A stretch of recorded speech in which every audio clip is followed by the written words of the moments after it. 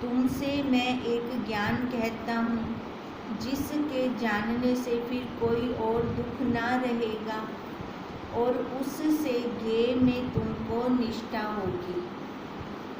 तब तुम सर्व आत्मा रूप होकर स्थित होवोगे, और तुम्हारा जो जीव भाव है वो नष्ट होएगा। देखो, हम दुखी क्यों होते हैं? क्योंकि जब हम जीव भाव में होते हैं ना, जब हम आकार में शरीर में बैठते हैं, फिर हमें दुख लगता है सारा ही बाहर से। कहते हैं अब सबसे पहले हमें नष्ट क्या करना है? ये जीव भाव को नष्ट करना है हमें। अब उसके लिए तो पहले विचार करना पड़ेगा। विचार ऐसे तो होगा नहीं। विचार कैसे होगा? जब वहाँ वाक्य लेंगे, जब सत्संग में बैठेंगे, तब हमारा विचार चलेगा। अब वही कह रहे हैं वशिष्ठ जी कि मैं पहले वो उपदेश करता हूँ जिससे जीव भाव नष्ट हो। देह और इंद्रियों में आत्म अभिमान ना करके पुत्र, स्त्री और कुटुंब के दुख से अपने को दुखी ना जानना। सबसे पहले तो परिवार का दुख लगता है, उसके बाद तो और बाहर के दुख हो गए। कहते हैं सबसे पहले तो ये आत्म अभिमान जो हम कर ही बैठे हैं अपने इस देह के अंदर, कहते हैं ये अनात्म अभिमान वाला, इसको ख़त्म करना है सबसे पहले। नित्य समचित रहकर इष्ट अनिष्ट की प्राप्ति में एक रस रहना। चित्त को आत्म पद में लगाकर वृत्ति को और ना जाने देना। हमारी वृत्ति बाहर जाती है ना, तब दुखी होते हैं। एकांत देश में स्थित होना और अज्ञानी का संग ना करके ब्रह्म विद्या का सदा विचार करना। देखो, संग का ना रंग हमेशा चढ़ा रहता है अपने ऊपर। अब संग भी किसका करना चाहिए? है ना, जो अपने अंदर स्वरूप पे बैठे हो, अंदर की तरफ जो जा रहे हो, उनका संग करना चाहिए। इसलिए कह रही हैं कि ब्रह्म विद्या का हमें सदा हमेशा के लिए विचार करना चाहिए। और ये विचार कब होगा? जब हमारा संग अज्ञानियों का नहीं होगा। अज्ञानियों का संग करते हैं ना, तो हमारी दृष्टि आकार पे आ जाती है, देह पे आ जाती है, मैं मेरे पे आ जाती है, तो वहाँ पे हमें दुख ही दुख मिलता है वहाँ से। कहते हैं ये ज्ञानी के लक्षण तत्व ज्ञान के दर्शन के निमित्त तुमसे कहे हैं, इससे विपरीत अज्ञान है। हे राजन, यह ज्ञेय जानने योग्य है। ज्ञेय मतलब ये ज्ञान है ना, जो ज्ञान अपने स्वरूप का है, वो कहते हैं वो जानने योग्य है। इसके जानने से केवल शांत पद को प्राप्त होंगे। अब शांत पद कब होगा? जब देह का अहंकार नहीं होगा। देह का अहंकार फिर हमारा निवृत्त होगा। हे राजन, पहले अहम होता है और फिर मम होता है। पहले तो मैं बन सा, मैं बनने के बाद मेटे वाले बन से। इससे तुम अहम मम भाव का त्याग करें। अब पहले क्या करना है? जो मैं बनी बैठी हूँ ना, ये देह वाली, इसका त्याग करना पड़ेगा। पहले ये त्याग होगा, फिर जाके मेरे वालों का त्याग होगा। पर वैराग्य कैसे होता है? वैराग्य उल्टा होता है। वैराग्य पहले बाहर से होता है, बाद में यहाँ से होगा। जब बाहर से ये ठोकर खा के आएगा ना एक एक से, फिर जाके ये लौटेगा, फिर देखेगा फिर ये शरीर भी मेरा साथ नहीं देता, तो मैं बाहर वालों से क्या अपेक्षा रखूं? जब अहम मम का त्याग करेंगे, तब अहम प्रत्यय से आत्म पद भासित होगा।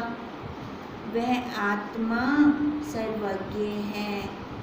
देखो, पहले तो जो ये अहम मम का त्याग करेंगे, तो उससे क्या होगा? अहम प्रत्यय से।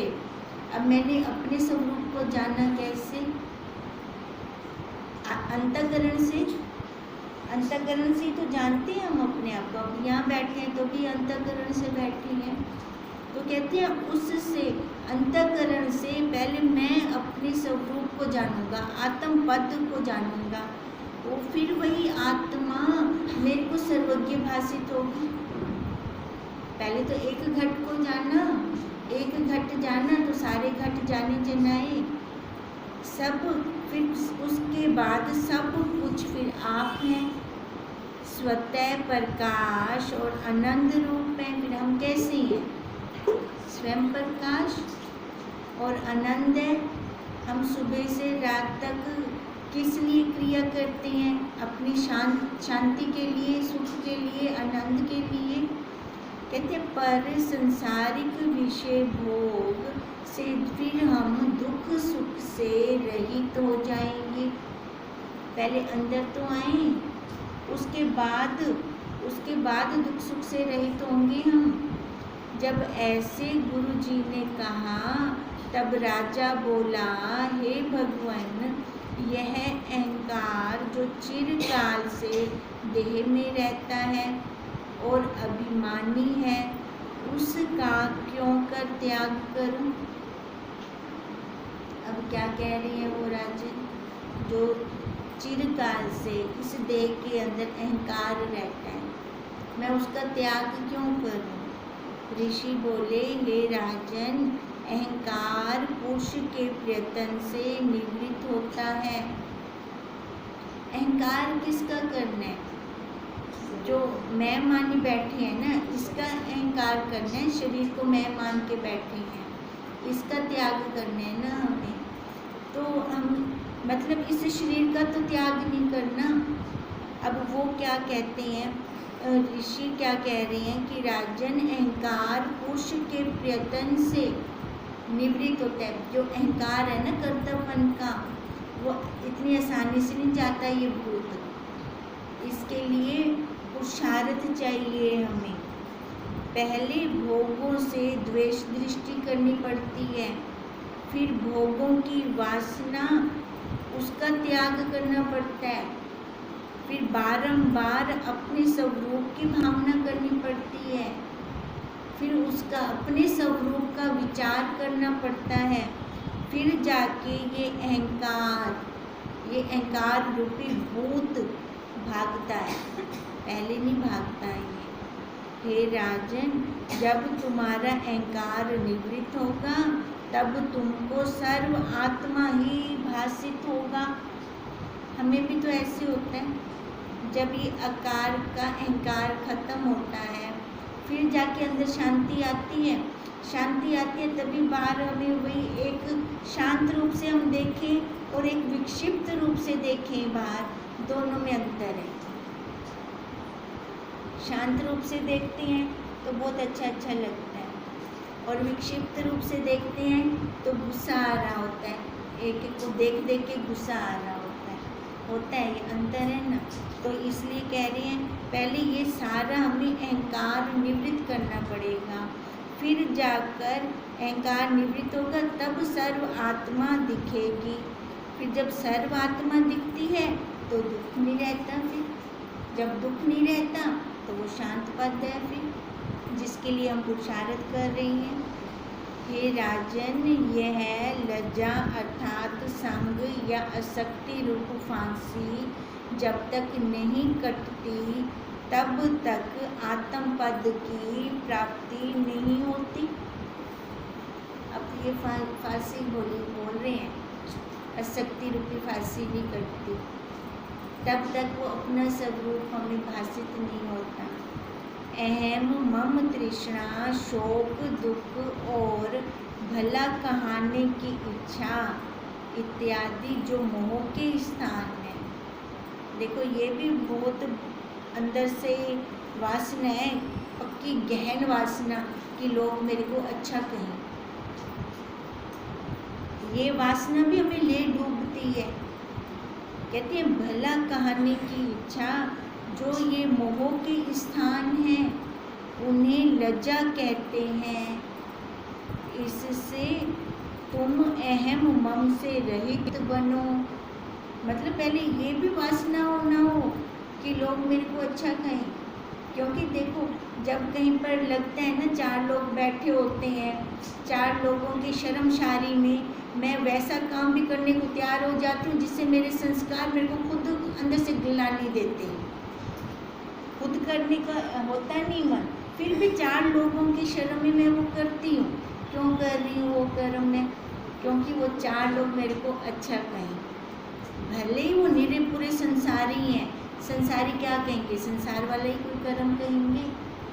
तो कहते हैं वहाँ पे अच्छा बनने की ज़रूरत नहीं है, हमने खुद अपने आप को देखना है, क्योंकि इतनी मुश्किल से तो मैं उस कीचड़ से निकल कर आई हूँ, अब ये दोबारा मेरे को उसी कीचड़ में डाल रही हैं। वहाँ पे भले ही वो मेरे को गंदा ही क्यों ना बोल दें, है ना, हमेशा भले ही कह क्यों ना दें कि सिर चढ़ी है, नाक चढ़ी है, जो कुछ मर्जी कह दे, पर मैंने अपना घाटा नहीं करना। अपने अंदर इतनी पावर होनी चाहिए कि कह देंगे तो उससे क्या हो जाएगा, 2 दिन बोल के चुप कर जाएंगे, उससे क्या हो जाएगा। अगर मान लो मैं उनका कहना मान भी लेती हूँ, 1 या 2 दिन अच्छा कह देंगे, पर उससे मेरा लॉस कितना हो जाएगा, है ना।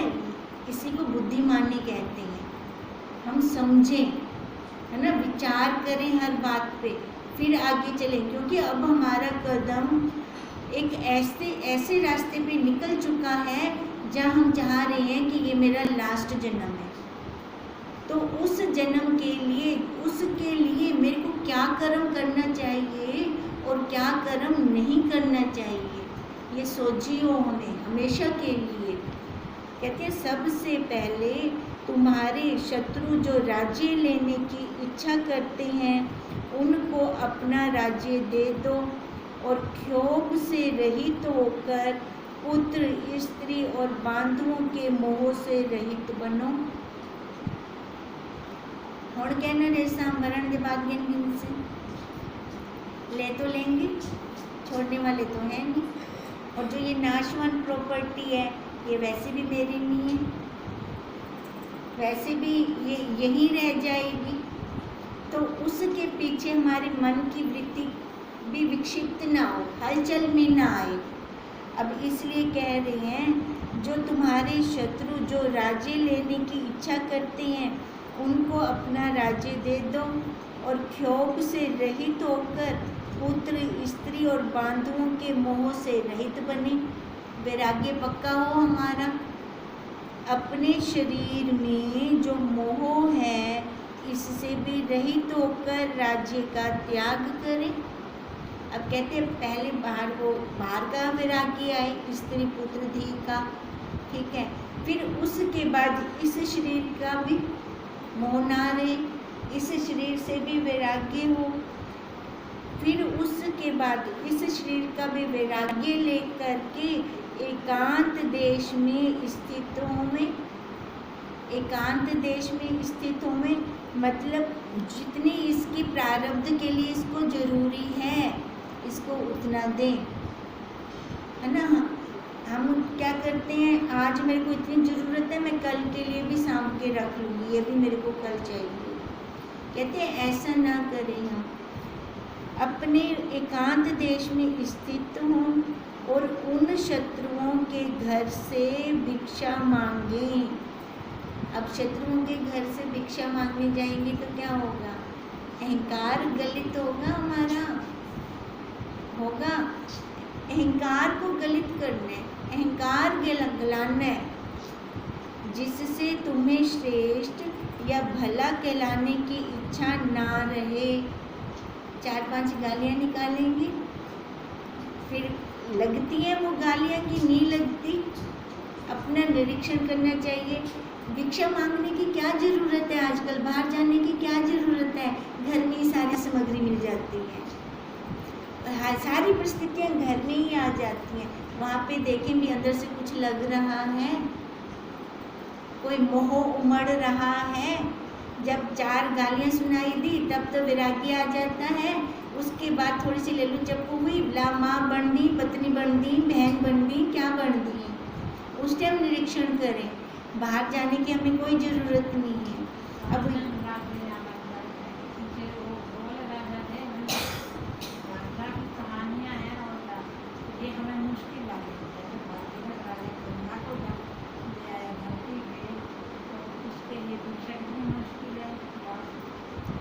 वो सारा है ना, हमने क्या करनी है, हमें गंगा तो नहीं लानी है।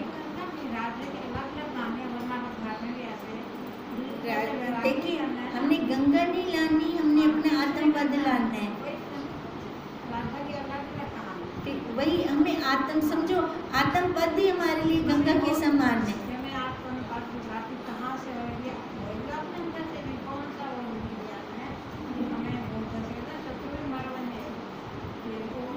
शत्रु भी कौन है? शत्रु भी हमारा मन है ना? हाँ, यही बात हमें बता रही हैं कि अहंकार गलित हो हमारा। अब इसलिए कहते हैं जहाँ से हमें श्रेष्ठ या भला कहलाने की इच्छा थी कि वो मेरे को अच्छा बोले, कहते हैं पहले ये इच्छा भी खत्म रहे। अब उठो और फिर कमर कसे अपनी, तैयार हुए। इति श्री योग कुशील निर्वाण प्रज्ञे भगीरथ उपदेश नाम 63 सर्गा समाप्त। वशिष्ठ जी बोले, हे राम, जब इस प्रकार त्रितल मुनीश्वर ने उपदेश किया तब राजा उठ खड़ा हुआ और घर को गया। गुरु का उपदेश हृदय में रखकर अपने राज्य में रहकर राज्य करने लगा और मन में तत्व विचार भी करता रहा। जब कुछ काल बीता तब राजा ने अग्निहोत्र यज्ञ का आरंभ किया। धन का त्याग करने की अग्निहोत्र यज्ञ, धन का त्याग करने को अग्निहोत्र यज्ञ कहते हैं। 3 दिन में धन का त्याग कर हाथी, घोड़े, रथ, आभूषण, वस्त्र इत्यादि जो ऐश्वर्य था सो लोगों को दे दिया। ब्राह्मण, अर्थी, पुत्र, स्त्री और शत्रुओं को जब पृथ्वी का राज्य दे दिया तो शत्रुओं ने जाना कि अब राजा भागीरथ में कुछ पराक्रम नहीं रहा। तब उन्होंने आकर उनके देश को घेर लिया, हवेली पर चढ़ आए और राजा के सब स्थान रोक लिए। राजा के पास केवल धोती अंगोछा रह गया। तब राजा वहाँ से निकलकर वनों में विचरने लगा और शांत पद आत्मा में स्थित हुआ। जब कुछ काल बीता तो भागीरथ फिर अपने देश में आया और अपने शत्रुओं के घर में भिक्षा मांगने लगा। तब शत्रुओं और दूसरे लोगों ने उसकी बहुत पूजा की और कहा, हे भगवान, तुम अपना राज्य लो। पर उसने राज्य ना लिया। जैसे पृथ्वी पर पड़े तृण को तुच्छ समझकर कोई ग्रहण नहीं करता, वैसे ही उसने राज्य को ग्रहण नहीं किया। मतलब अंदर से कोई भी इच्छा अब शेष नहीं रही। कुछ काल वहाँ रहकर त्रितल ऋषि के पास, जो उनके गुरु थे, इच्छा रहित होकर गए। गुरु ने तत्व दृष्टि से उसे ग्रहण किया। शिष्य ने भी गुरु को तत्व दृष्टि से ग्रहण किया। गुरु और शिष्य की भावना से रहित हो वे दोनों कुछ काल तक एक स्थान में रहे। मतलब वो भावना भी जाती रही गुरु और शिष्य की। और फिर वन में इकट्ठे विचरने लगे। वे शांत और आत्मपद में स्थित रहकर राग द्वेष से रहित केवल एक रस स्थित हुए। देखो, एक रस हम कब स्थित हो सकते हैं? जब मन के अंदर ना राग हो किसी के प्रति और ना द्वेष हो। उनको ना देह त्यागने की इच्छा थी, ना देह रखने की। अब राग द्वेष ये देह वाला भी, अपने शरीर से भी राग ना हो, शरीर को रखने की कोई इच्छा भी ना हो, केवल स्वयं प्राप्त अनिच्छित प्रारब्ध में स्थित रहते थे। इतने में स्वर्ग लोक के सिद्धों ने आकर उनकी पूजा की और बड़े ऐश्वर्य के पदार्थ चढ़ाए। बहुत सी अप्सराएं आईं और जितने ऐश्वर्य के भोग पदार्थ थे वे सब आए। माया कैसे छोड़ दे? माया तो अपना जादू चलाने की पूरी कोशिश करेगी ना। वो देखती है माया फंसते हैं कि नहीं फंसते। अब देखो, अब सारे भोग आ रहे हैं। जब उन्होंने सारा कुछ ठुकरा दिया तो सारे भोग उनके पास आ रहे हैं, पर उनको उन्होंने तुच्छ जाना क्योंकि वे आत्म सुख से तृप्त और केवल आकाश सादृश निर्मल शुद्ध थे, अर्थात प्रकाश रूप समचित कलंक रहित मल से रहित थे। हे राम, जैसे राजा भागीरथ स्थित हुए हैं वैसे तुम भी स्थित हुओ। अब क्या स्थिति बताइए भागीरथ राजा की? समता में आ गए, है ना। यहाँ तक कि अपने शरीर भी उनका बना रहे ऐसी भी इच्छा उनके अंदर नहीं थी। इति श्री योग विशिष्ट निर्वाण प्रकरण 64 सर्गा समाप्त। वशिष्ठ जी बोले, हे राम, जब कुछ काल बीता तो भागीरथ वहाँ से चले और एक देश में पहुँचे जहाँ का राजा मर गया था और उसकी राजलक्ष्मी राजा को चाहती थी। राजा भागीरथ भिक्षा मांगता फिरता वहाँ पहुँचा। उस राजा के मंत्री ने भागीरथ को देखा कि कुछ गुण और लक्षण राजा में होने चाहिए, वो इनमें है। इसलिए वह राजा भागीरथ से बोले, हे भगवान, आप इस राज्य को अंगीकार कीजिए, क्योंकि आपको यह बिना चाहे प्राप्त हुआ है। निदान राजा ने उस राज्य को ग्रहण किया और ना भला जाना ना बुरा जाना। अब कहते हैं ना, हट भी ना होवे, सामने से जो मिल रहा है उसको स्वीकार कर लिया। वहाँ पे ये ना देखा यहाँ मेरा भला होगा कि मेरा बुरा होगा। फिर राजा हाथी पर सवार हो सेना सहित सुशोभित हुआ। देश और सब स्थान सेना से पूर्ण हुए। जैसे मेघ से सरोवर पूर्ण होते हैं, वैसे ही वह देश और स्थान सेना से पूर्ण हो गए। नगाड़े और साज बजने लगे। तब राजा राजभवन में गया और महल की सब स्त्रियां आई। इतने में जहाँ का राज्य भागीरथ ने पहले किया था, उस देश से मंत्री और प्रजाजन आए। उन्होंने भागीरथ से कहा, हे भगवान, जिन शत्रुओं को तुमने राज्य दिया था उनको मृत्यु ने भोजन कर लिया है। जैसे मछली जल मल मांस को खा लेती है, वैसे ही उनको मृत्यु ने भोजन कर लिया है। इससे अब चलकर तुम राज्य करो। अब ये कौन सा राज्य कह रही है? जो उनका पहले वाला राज्य था। यद्यपि इच्छा तुमको नहीं है, पर तो भी राज्य करो, क्योंकि जो वस्तु अनिच्छित प्राप्त हो उसका त्याग करना श्रेष्ठ नहीं है। इतना सुन राजा ने उस राज्य को भी अंगीकार किया और राज्य करने लगा। फिर राजा ने पिछला वृत्तांत स्मरण करके कि मेरे पितर कपिल मुनि के शाप से भस्म हो कूप में पड़े हैं, यह विचार किया कि मैं उनका उद्धार करूं। इसलिए अपने मंत्री को राज्य देकर वह अकेला वन को चला और इच्छा की कि मैं अब तप करूं। निदान एक स्थान में स्थित होकर तप करने लगा। गंगा को पृथ्वी पर लाने के निमित्त उसने ब्रह्मा, रुद्र और जगत ऋषि का सहस्त्र वर्ष पर्यंत आराधन किया। अब गंगा को पृथ्वी पर लाने के लिए कर रही हैं। तब गंगा, जो विष्णु भगवान के चरणों से प्रकट हुई है, मध्य मंडल में आई। जब राजा पितरों के उद्धार के निमित्त गंगा के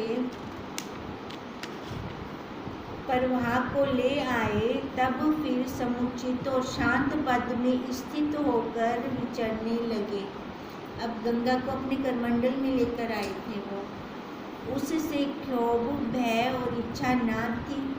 वह केवल शांत आत्म पद में स्थित हुए। जैसे पवन से रहित समुद्र स्थित होता है, वैसे ही संकल्प विकल्प से रहित होकर राजा स्थिर हुआ। अब देखो, वो इलाही कान थे, कर अपने जो हाथ में कमंडल था ना, लोटा टाइप, उसमें गंगा को लेके आए। अब उन्होंने ये तप क्यों किया था?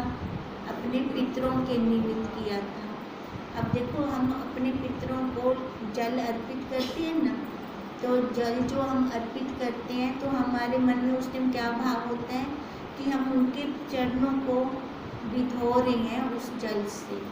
अब ये गंगा को लेकर इन्होंने जैसे जल अर्पित किया, अब जहाँ जल अर्पित किया उसी स्थान से, कहाँ से गंगा निकल रही है?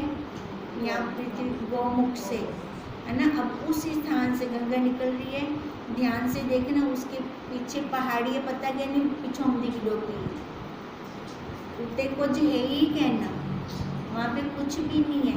एक इतनी बड़ी पहाड़ी है, वहाँ से ऐसे इतनी एक प्लेट जितनी, इतनी सी स्पेस है, बस ऐसे लंबी सी, वहाँ से गंगा आ रही है।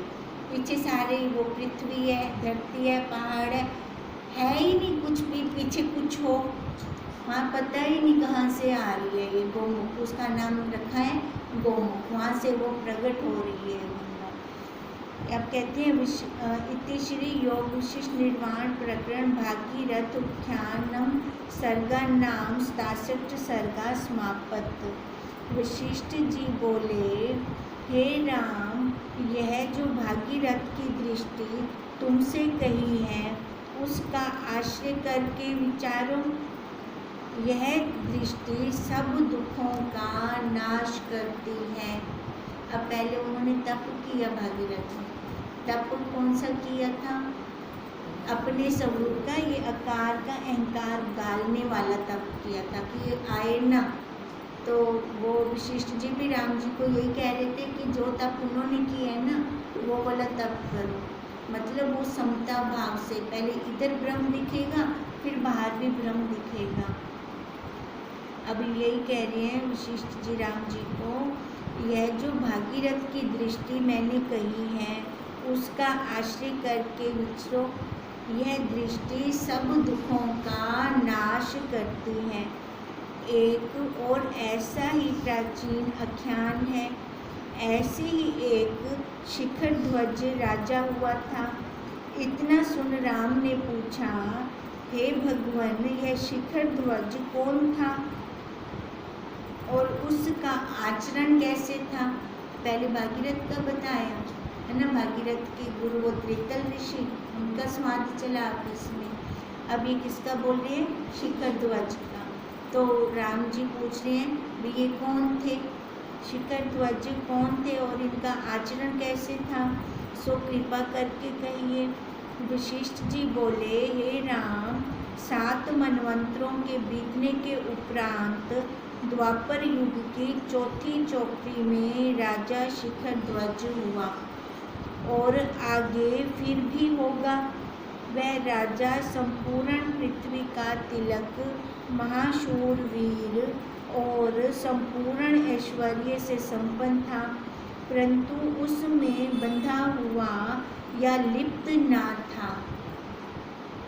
वह बड़े भोग भोगता था, बड़े ओज से संपन्न, उदार और धैर्यवान था, किसी के साथ अन्याय ना करता था, समचित्त शांत पद में स्थित और संपूर्ण दुखों से रहित था।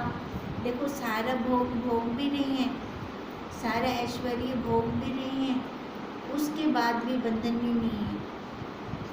तो गुरुदेव भी हमें ऐसे कहते हैं, सारा हम लें, है ना, पर बंधन में ना रहें किसी भी। हम क्या करते हैं, भोग के साथ बंधन में आ जाते हैं, उस भोग के अंदर बंध जाते हैं, अति कर देते हैं, तभी हमें दुख लगता है। अब कहते वो सारा कुछ ले रहे थे, फिर भी संपूर्ण दुखों से रहित थे, याचक की सब प्रार्थना पूर्ण करते थे। राम ने पूछा, हे भगवान, ऐसा ज्ञानवान राजा फिर क्यों जन्म पावेगा? उन्होंने बोला ना भी और भी आगे हुए हैं। तो राम जी का कहने का क्या मतलब है कि एक बार जब उन्होंने शिखर ध्वज ने जन्म ले लिया, ऐसा शांत है, अपने स्वरूप में स्थित हैं, फिर उनका दोबारा जन्म क्यों हुआ, किस कारण से हुआ? अब राम ने पूछा, हे भगवान, ऐसा ज्ञानवान राजा फिर क्यों जन्म पावेगा? ज्ञानी तो फिर जन्म नहीं पाता। वशिष्ठ जी बोले, हे राम, जैसे एक समुद्र में कई समान तरंग उठते हैं, कई अर्ध सम और कई विलक्षण भाव से उठते हैं, वैसे ही आत्म समुद्र में कई आकार एक से कई अर्ध और कई विलक्षण भाव से उठते हैं। आत्म समुद्र में, आत्म समुद्र क्या है? अपने अंदर है ना, मन के अंदर भले ही हम आत्म स्वरूप में जानते हैं, उसमें स्थिति है, फिर भी भावों का कोई वो नहीं है ना, पकड़ नहीं सकते भावों को कि अब तुमने नहीं उठना। अब जैसे समुद्र में लहरों को हम पकड़ नहीं सकते कि अब तुमने नहीं उठना, बैठे रहने है बस, है ना। ऐसे हम चाहे जितने भी ज्ञान में क्यों ना हो, पर जो अंदर से भाव उठते हैं ना, उनको हम रोक नहीं सकते, उनको हम पकड़ नहीं सकते कि अब ये दोबारा भाव ना उठे। अब ये वही कह रहे हैं, वैसे ही आत्म समुद्र में कई आकार एक से कई अर्ध और कई विलक्षण भाव से उठते हैं। जो समान होते हैं उनकी चेष्टा और आकार एक से दृष्टि आते हैं, ये तो दिख जाते हैं हमें। और इसी प्रकार शिखर ध्वज की ऐसी ही उत्पत्ति होगी आगे, क्योंकि वो भविष्य को जानते हैं ना। तो उन्होंने, राम जी ने तो कह दिया, अब जब अपने स्वरूप में है तो आगे इनका जन्म क्यों होगा, किस लिए होगा।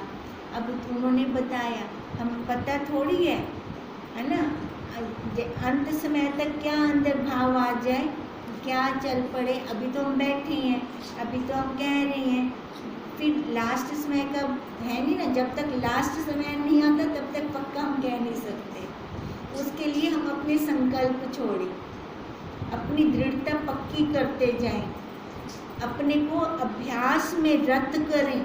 अभ्यास कौन सा? अपने आप को ये जानने का, अपने स्वरूप का, अपनी वृत्ति को हमेशा अंदर की तरफ लेकर आए। या कारणवश बाहर भी ले जानी पड़ती है वृत्ति, तो ध्यान रहे, इंद्रियों से मेरा कर्म हो, मन से मेरा अपना हो भी। ऐसे यानी दोनों साइड अगर हमें रहना है, बाहर भी रहना है तो अंदर भी रहना है, सजगता चाहिए। फिर सजगता से हम कर्म करें, लिप्त ना हो किसी भी कर्म में। कर्म करके ची कर दो, फल की इच्छा ना हो। अगर हम करेंगे तो वहाँ रुक जाएंगे। अब इसलिए कह रही हैं कि जो समान होते हैं उनकी चेष्टा और आकार एक से दृष्टि आते हैं। और इसी प्रकार शिखर ध्वज की फिर दोबारा से ऐसी ही उत्पत्ति होगी। रखें नहीं, बाकी फिर कल करते हैं।